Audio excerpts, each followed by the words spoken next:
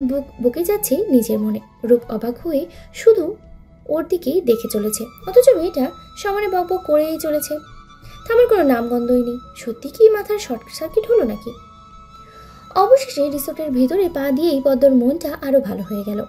বিশাল lobby, নান্দনিক কারুকার্য করা সোফা আর ঝর্ণার মতো ছোট্ট ফোয়ারা। মনে হচ্ছিল যেন কোনো রাজকুমারীর প্রাসাদে এসে পড়েছে তারা। টিচার সবাইকে যার যার রুমে বিশ্রাম নেওয়ার জন্য পরামর্শ দিয়েছে। ওরা আজ আর কোথাও যাবে না। কাল সকাল সকাল তারা এখানকার সবচেয়ে দর্শনীয় জায়গাগুলো ভ্রমণ করবে। তারপর সবাই যার যার রুমে দখল নিতে ব্যস্ত হয়ে পড়ল। সবাইকেই কারো না কারোর সঙ্গে রুম শেয়ার করতে হবে। পদ্ম আর রূপ এক রুমে থাকবে বলেই জানায়। রুমে আসতেই রূপের আর পাত্তা পেল না পদ্ম। মেয়েটা কোনো রকমে ফ্রেশ হয়ে বিশ্রামের বাহানায় বিছানায় চিৎপটাং হয়ে শুয়ে গিয়ে ব্যাস, ওমা গো বলে পত্রিকাহীন চিত্রকার চলল। এতক্ষণ রিসোর্ট দেখার চক্করে ভুলে গিয়েছিল বেচারি যে ওর কোমরে চোট লেগেছে। যেই না মনের আনন্দে সব ভুলে আন্তাবড়ি শুয়েছে, ওর ভাঙা কোমর গেছে আরও একটু মুচকে। নাও এবার ঠেলা, এবার রাজকুমারীর প্রসাদ না সোজা নরকে গিয়ে মরবে। বেশ কিছুক্ষণ চলে রূপের মরণ কান্না। পদ্ম ব্যথার একটা ওষুধ খাইয়ে দিলে মেয়েটা দ্রুত ঘুমিয়ে পড়ে। আসলে রূপ একটু ঘুম কাতুরে, ঘুমাতে ভীষণ পছন্দ করে। ঘুমানোর জন্য ওর দিনপক্ষ সময়ের প্রয়োজন হয় না। ও যেখানে কাজ সেখানেই রাত। তবে বেশিক্ষণ ঘুমাতে পারে না ঠিকই, তবে সুযোগ পেলে বৃদ্ধবকের মতো কিছুক্ষণ ঝিমিয়ে নেয়। আর এখন তো কোমরে চোটের কারণে খুব ক্লান্ত লাগছিল ওই রূপের। কিন্তু পদ্মর চোখে ঘুম নেই, নেই কোনো ক্লান্তি, তবে আছে এক ঝাঁক উচ্ছ্বাস আর দুই চোখ ভরা কৌতূহল। ও বরং জানালার পাশে দাঁড়িয়ে বাইরের সৌন্দর্য মুগ্ধ হয়ে দেখতে লাগলো। জীবনে প্রথম এমন জায়গায় আসতে পেরেছে পদ্ম, তাই মন ভরে কেবল চারপাশের সৌন্দর্যই উপভোগ করতে ব্যস্ত মেয়েটা। ঘন সবুজে মোড়ানো পাহাড়ের শাড়িগুলো যেন আকাশের সাথে গিয়ে একেবারে মিশে গেছে। মেঘগুলো যেন আলতো করে পাহাড়ের চূড়ায় এসে ছুঁয়ে যাচ্ছে। হালকা বাতাসে গাছের পাতায় দুলছে, যেন প্রকৃতির কোনো সুরের তালে নাচছে তারা। পদ্ম একটু নিচে তাকিয়ে দেখতে পায় ছোট ছোট জলপ্রবাহ সর্পিল পথে বয়ে চলেছে। সূর্যের আলো তাতে সোনালি ঝিলিক তুলছে।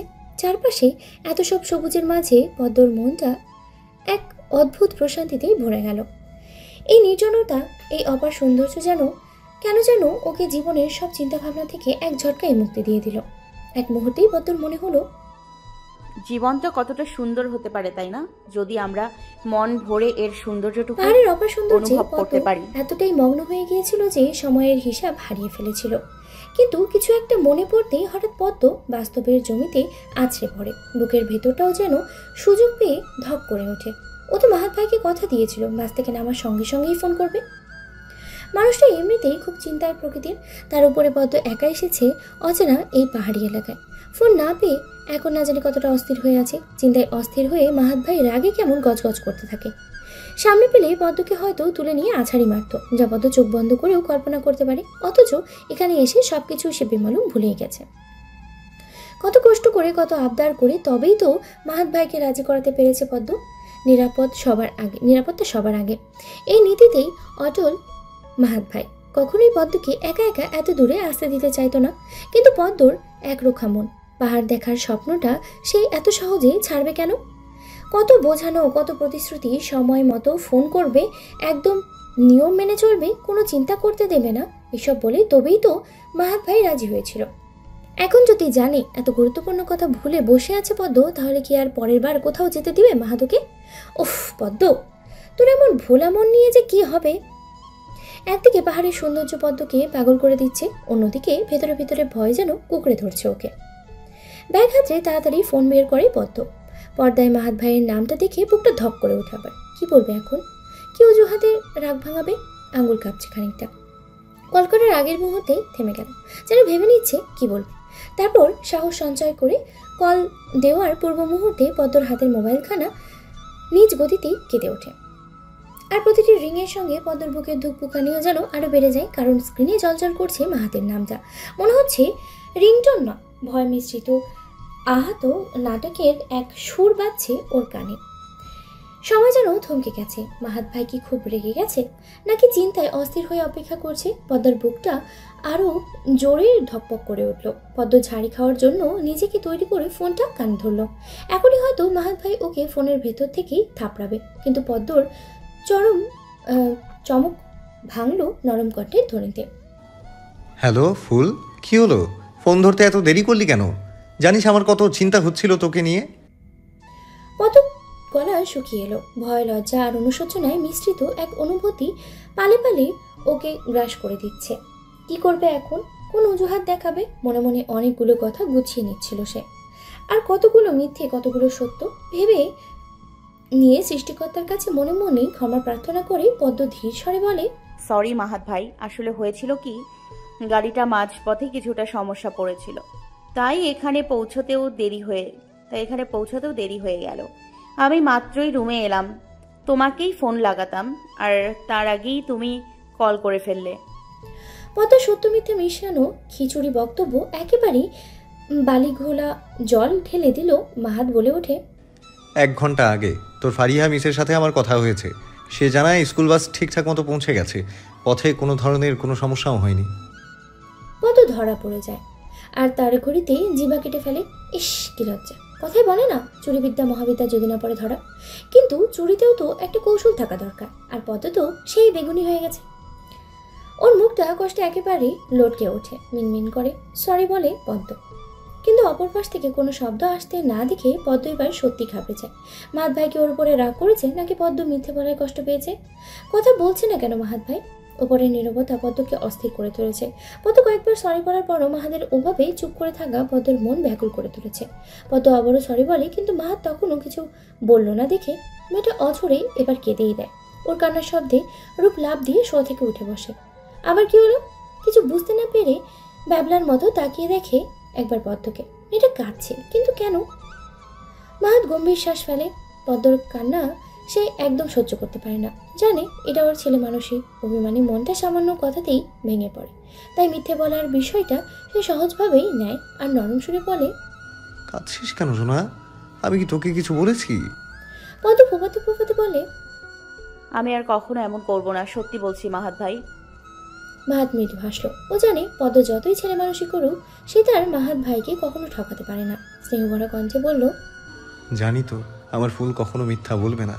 তোকে আমি তোর থেকেও ভালো চিনি ফুল, তাই এখন কান্না থামা। আর একটা কথা, ফোন সব সময় কাছে রাখবি। আমি ফোন করলে সঙ্গে সঙ্গে ধরা চাই, না হলে কিন্তু। পদ্ম পেন্ডুলামের মতো ঘাড় নাড়িয়ে দ্রুত চোখ মুছে বলল, ধরবো, তুমি চিন্তা করো না তো, আমি কি এখনো ছোট বাচ্চা নাকি? মাহাত হেসে বলল, আমার কাছে তুই সেই ছোট্ট ছানাটাই রয়ে গেছিস আজও। উফ মাহাত ভাই, ছানা ছানা বলো না তো, একদম ভালো লাগে না। নিজেকে কেমন কুরবানির হাটের রাখা গরু ছাগলের ছানা মনে হয়। আচ্ছা আর বলবো না, কিন্তু নিজের যত্ন নিবি, ঠিক আছে? আর আমার কথা মনে রাখবি। পদ্ম মনের গভীরে থেকে যেন একরকমের স্বস্তির নিঃশ্বাস ফেলল। ও জানতো ওর মাহাত ভাই বেশিক্ষণ রাগ করে থাকতে পারবে না। অভিমান যত তীব্রই হোক, ওদের সম্পর্কের কাছে তো একেবারেই টিকবে না।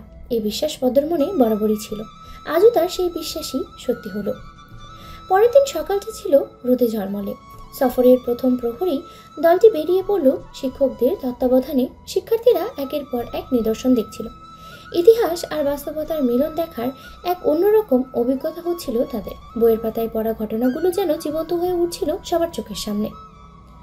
পদ্ম তার বন্ধুদের সঙ্গেই হাঁটছিল। হঠাৎ দূরে একদল মানুষের জটলা নজরে পড়ল।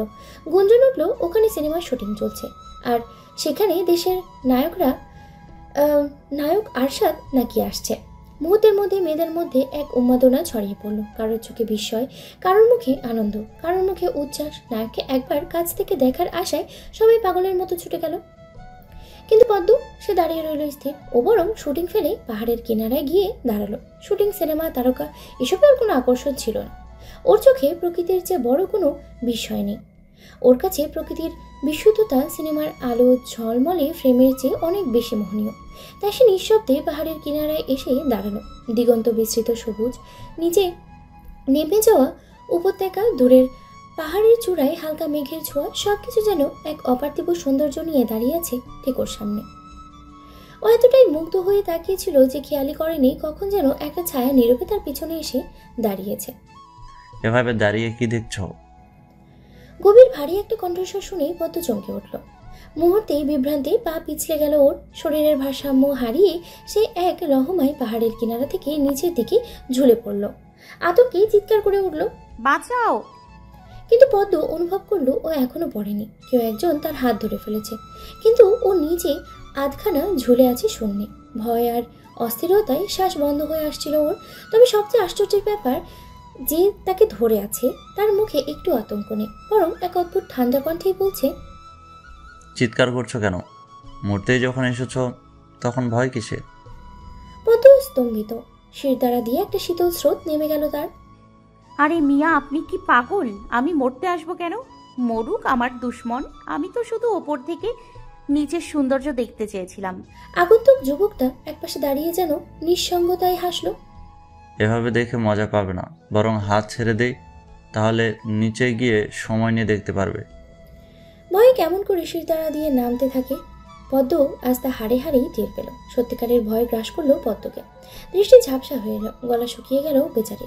রাগটা কিছুক্ষণের জন্য সাইডে রেখে একটা 5 লিটারের মধুর হাড়ি গলায় ঝুলিয়ে কোনো ক্রমে গলার বিষাক্ত গালিগুলো আটকে চটজলতি মুখের ভাষা পাল্টে মিনতি শুরু করলো পদ্ম।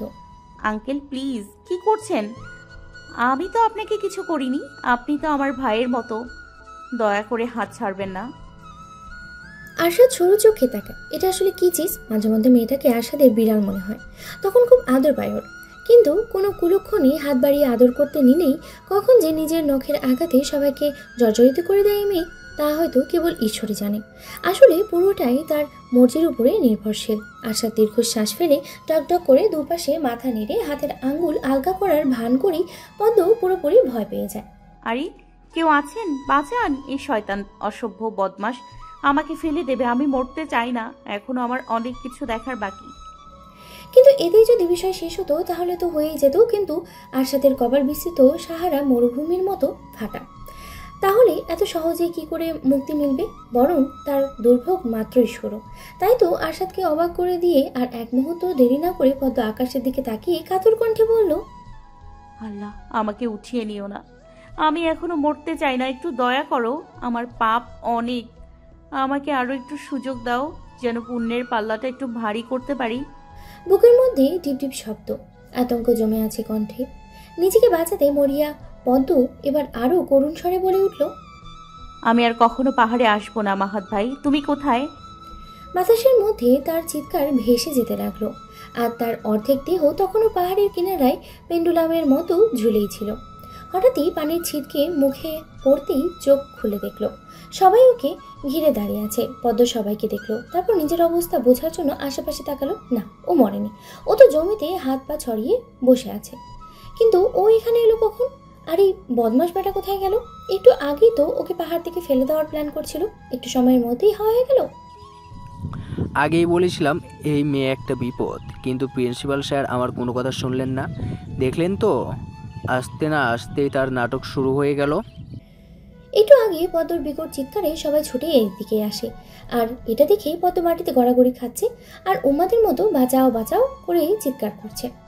রূপকে শান্ত করতে এগিয়ে যায়, কিন্তু দুর্ভাগ্য, পদ্মর লাথিকে সে নিজেই ছিটকে দূরে পড়ে যায়। এই দৃশ্য থেকে বাকিরা হতভম্ব, কেউ আর সাহস করে পদ্মর কাছে এগোতে চায় না। তাদের চোখের ভয়, পদ্মকে কি কোনো পাহাড়ি ভূত পেয়েছে? টিচার তাড়াতাড়ি এক বোতল পানি এনে পদ্মর মুখে ছিটে মারল। ঠান্ডা পানির ছিটে পদ্ম ধরফর করে উঠে বসে। তার মুখে বিভ্রান্তির ছাপ, দু চোখ বিস্ময়ে ফেটে পড়ার উপক্রম। সে চারপাশে তাকিয়ে আতঙ্কিত স্বরে বলে ওঠে, আমি তো পাহাড়ে ঝুলেছিলাম, এখানে এলাম কি করে? আর ওই বদমাসটা কোথায়? পদ্মর কথা শুনে সবাই একে অন্যের মুখের দিকে চাওয়াচাই করে। পাহাড়ে ঝুলেছিলাম, এটা আবার কিভাবে সম্ভব? টিচার কিছুটা বিরক্ত হয়ে বলেন, এসব কি বাজে কথা বলছো পদ্ম? তুমি তো এখানে ছিলে, মাটিতে শুয়ে নাগিন নাচছিলে। পদ্ম হতভম্ব। সে নিজের হাত পা দেখে যেন সত্যি নিশ্চিত হতে চাইছে যে সে আসলেই এখানে আছে, নাকি বিধাতা তাকে কোনো নরকে ছুঁড়ে মেরেছেন। তারপরে ফিসফিস করে বলে, না স্যার, আমি পাহাড়ের দিকে ঝুলেছিলাম, আর কেউ একজন আমার হাত ছেড়ে দিয়েছিল। তার কণ্ঠে এমন আতঙ্ক ছিল যে আশেপাশে সবাই শিউরে ওঠে। ফুসুর ফাসুর করে কিছু একটা হয়তো বলাবলিও করছে। হয়তো বলছে পদ্ম আগে একটু পাগল ছিল, পাহাড়ি ভূতে এসে পদ্মকে পুরো পাগল বানিয়ে দিল, বেচারা মেয়েটা। এতক্ষণ পর রূপ আবারও সাহস সঞ্চার করে ধীরে ধীরে উঠে কাছে এসে বলে, কিন্তু তুই তো আমাদের সাথেই ছিলি, তাহলে এখানে এলি কখন? আর আমরা কেবলই তোর চিৎকার শুনে এখানে এসে দেখি তুই মাটিতে পড়ে থেকে বাঁচাও বাঁচাও বলে চিৎকার করছিস। পদ্ম এবার চারপাশে তাকিয়ে আরো বেশি ভয় পেয়ে গেল। সে কাঁপা কাঁপা গলায় বলল, তাহলে আমি আমি আমি কি স্বপ্ন দেখছিলাম? কিন্তু স্বপ্ন এত বাস্তব হয় কিভাবে? টিচার এবার একটু নরম স্বরে বলল, তুমি হয়তো ক্লান্ত ছেলে পদ্ম, মাথা ঘুরে পড়ে গিয়েছিলে। এখন উঠে দাঁড়াও, আমরা বরং আজ রিসোর্টে ফিরে যাই। কিন্তু পদ্ম দাঁড়াতে পারল না। তার শরীর কেমন জানি থরথর করে কাঁপছিল, আর তার হাতের কবজিতে স্পষ্ট 5 আঙ্গুলের দাগ, যেন কেউ তাকে ধরে রেখেছিল। তাহলে সবাই যে বলল কেউ এখানে ছিল না, তাহলে দাগ হলো কি করে? পদ্ম মুখে আর কিছু বলল না, চুপচাপ সবার সাথে রিসোর্টের দিকে ফিরে গেল। কিন্তু ওর স্পষ্ট মনে আছে ওই বদমাইশ লোকটা ওর হাত ধরে রেখেছিল। নিশ্চিত পদ্ম যখন শোর করছিল তখনই ওকে তুলে মাটিতে ফেলে রেখে চলে যায়। অথচ একটাবার পদ্মকে ইনফর্ম করার প্রয়োজন অনুভব করলো না। আরে ভাই, বাঁচাবি যখন তাহলে এত ভাও নিলি কেন? কিন্তু এভাবে গায়েব হওয়ার কারণটা কি? একবার হাতের কাছে পেলে এরপর এমন শিক্ষা দিব জীবনেও পদ্মর কাছে আর লাগবে না। শালা বাটপার কথা। মাহাত রোদেলার দিকে ফাইল এগিয়ে দিয়ে বলল, আপনি কন্ট্রাক্ট পেপার ভালো করে পড়ে নিন। এই চুক্তি 1 বছর পর্যন্ত কার্যকর থাকবে। আজ থেকে আপনি আমার কোম্পানির অফিসিয়াল ব্র্যান্ড প্রমোটার। রোদেলা এক ঝলক ফাইলের দিকে তাকালো, তারপর চোখ তুলে মাহাদের দিকে চাইলো। সে দেশের শীর্ষ ব্র্যান্ডের প্রমোটারদের মধ্যে একজন। বিভিন্ন নামী প্রতিষ্ঠানে তার মাধ্যমেই তাদের পণ্য প্রচার করা হয়। আর মাহাদ জানে রোদেলার এই জনপ্রিয়তা তার ব্যবসার জন্য দারুণ এক সুযোগ বহন করবে। মাহাদের কোম্পানি মূলত দেশীয় পোশাক ডিজাইন করে। তার স্বপ্ন দেশের ফ্যাশন ইন্ডাস্ট্রি নিজের একটা শক্ত অবস্থান তৈরি করা, আর সেই লক্ষ্যই এই রোদেলার সাথে ওর চুক্তি করা চলছে। আগামীকালই একটি ফটোশ্যুটের আয়োজন করা হয়েছে। প্রস্তুতি প্রায় শেষ, শুধু লোকেশন চূড়ান্ত করা বাকি। আর সবচেয়ে গুরুত্বপূর্ণ বিষয় রোদেলার সই। একবার সে চুক্তি স্বাক্ষর করলেই মাহাদের টিম কাজ করতে শুরু করে দেবে। মাহাদ দীর্ঘকণ্ঠে বলল, আমি চাই এই ব্র্যান্ডটা একদিন দেশের সেরা ব্র্যান্ড হয়ে উঠুক। আপনি নিশ্চিত পারবেন আমাদের এই উচ্চতায় নিয়ে যেতে? রোদেলা ফাইল উল্টে পাল্টে দেখল, তার চোখে গম্ভীর চিন্তার ছাপ। এদিকে মাহাদ অপেক্ষা করতে থাকলো, এখন শুধু একটা সাইনের অপেক্ষা। রোদেলা চুক্তির কাগজগুলো মনোযোগ দিয়ে দেখলো, তার চোখে চিন্তার ছাপ স্পষ্ট। মাহাদের অফারটা নিঃসন্দেহে আকর্ষণীয়, তবুও জানে এই ধরনের চুক্তির পিছনে সবসময়ই একটা বড় উদ্দেশ্য থাকে। আপনার ব্র্যান্ডের কনসেপ্ট চমৎকার, রোদেলা ধীরে ধীরে বলে, কিন্তু আমি কাজ শুরু করার আগে কিছু জিনিস জানতে চাই। মাহাদ একটু হেসে বলে, নিশ্চয়ই, আপনি যা জানতে চান বলতে পারেন। রোদেলা ফাইল বন্ধ করে মাহাদের দিকে তাকায়। এই চুক্তি 1 বছর মেয়াদি, কিন্তু আমার প্রশ্ন হলো আপনি ঠিক কিভাবে চান আমি আপনার ব্র্যান্ড প্রমোট করি? শুধুই কি ফটোশুট, নাকি এর বাইরে আরো কিছু? মাহাদ সামান্য নড়ে চড়ে বসে। শুধু ফটোশ্যুট নয়, আমি চাই আপনি আমার ব্র্যান্ডের মুখ হন। বিভিন্ন ইভেন্টে, সোশ্যাল মিডিয়ায়, এমনকি লাইভ প্রমোশনে আপনাকে থাকতে হবে। রোদেলা কিছুক্ষণ চুপ করে রইল। ও জানে এমন দায়িত্ব নেওয়ার মানে তার আগের ব্র্যান্ডগুলোর সাথে কিছু শর্ত মেনে চলতে হবে। ঠিক তখনই ওর ফোন ভাইব্রেট করে ওঠে। স্ক্রিনের দিকে তাকাতেই চোখ একটু সংকুচিত হয় রোদেলার। এটা কোনো অপরিচিত নম্বর নয়, বরং খুবই পরিচিত। কিন্তু হঠাৎ এতদিন পর সে কেন ফোন করেছে? ও একটু ইতস্ত করে, তারপর কলটা রিসিভ করলো। ওপাশ থেকে পরিচিত কণ্ঠস্বর মালিকের বাক্য ভেসে এলো, চুক্তিটা সই করো রোদ, এটা তোমার জন্য ভালো হবে। মানে? কিন্তু কেন? বলেও দ্রুত চারপাশে তাকালো। মাহাদ তার দিকে অপেক্ষারত দৃষ্টিতে চেয়ে আছে, হয়তো কিছু বোঝার চেষ্টা করছে। রোদেলা ফোনটা শক্ত করে ধরে নিচু গলায় বলল, তুমি তুমি এটা কেন চাও? ওপাশ থেকে নিঃশব্দে হাসির মতো কিছু একটা শোনা গেল। তারপর কণ্ঠটা গম্ভীর হয়ে বলল, আমি শুধু চাই তুমি এটা করো, এটা আমাদের দুজনের জন্যই ভালো হবে, ট্রাস্ট মি। কলটা কেটে গেল। রোদেলা ধীরে ফোন নামিয়ে রাখে, সাথে তার মনের মধ্যে এক ঝাঁক প্রশ্নের ঝড় উঠল। কিন্তু এই মুহূর্তে ও কোনো উত্তর পাবে না, তা ও জানে। আর ফোনে সেই মানুষটাকে বলার ক্ষমতাও ওর নেই। মাহাদেবার ধীরে স্বরে বলল, আপনার উত্তর কি মিস? রোদেলা এক মুহূর্ত চুপ করে রইল, তারপর কলমটা হাতে নিয়ে মুচকি হেসে বলল, দেখা যাক আপনার ব্র্যান্ড আমাকে কত দূর নিয়ে যেতে পারে। রোদেলা সাইন করতেই মাহাদ কোনো সময় নষ্ট না করে ফাইলটা তুলে নিয়ে পাশে দাঁড়িয়ে থাকা নিজের ম্যানেজারের দিকে বাড়িয়ে দিল। গম্ভীর কণ্ঠে বলল, বাকি প্রসেসিং দ্রুত শুরু করুন, আমাদের হাতে সময় খুব কম। ম্যানেজার মাথা নেড়ে সাই দিয়ে ফাইল নিয়ে দ্রুত কক্ষের বাইরে চলে গেল। মাহাদিবার ধীর গতিতে চেয়ার থেকে উঠে দাঁড়ালো, রোদেলার দিকে তাকিয়ে একটু গম্ভীর ভঙ্গিতেই বলে, আমার ম্যানেজার সব ব্যবস্থা করে আপনাকে ইনফর্ম করবে। কবে কখন কোথায় শ্যুট হবে সব তথ্য সময় মতো জানিয়ে দেওয়া হবে। আশা করি আপনি প্রস্তুত থাকবেন। রোদেলা মাহাদের দিকে স্থির দৃষ্টিতে তাকিয়ে রইল, চোখে এক অজানা ভাব। এই চুক্তির অর্থ শুধু ব্যবসা নাকি এর পিছনে অন্য কোনো উদ্দেশ্য লুকিয়ে আছে সেটাই হয়তো বোঝার চেষ্টা করছিল। মাহাদার সময় নষ্ট করলো না, একবার হাতের ঘড়ির দিকে তাকালো, তারপর বলল, আমি আসি এবার, কিছু জরুরি কাজ আছে। যাওয়ার আগেও আরো একবার রোদেলার